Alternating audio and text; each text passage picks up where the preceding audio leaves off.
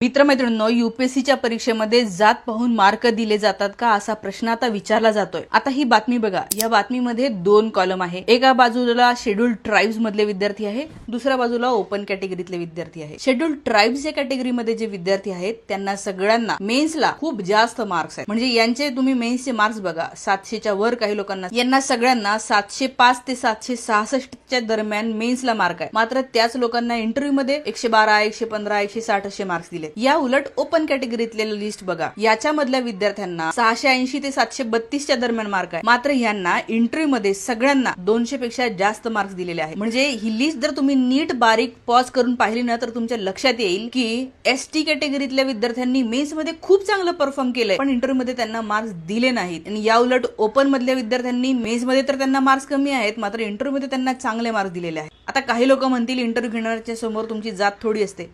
तुमच्या समोर जात नसली तरी तुमच्या तोंडाकडे पाहून, तुमच्या रंगावरून, तुम्ही कुठे आलेले आहात हे पाहून तुम्ही कोणत्या जातीचे आहात हे लक्षात येऊ शकतं।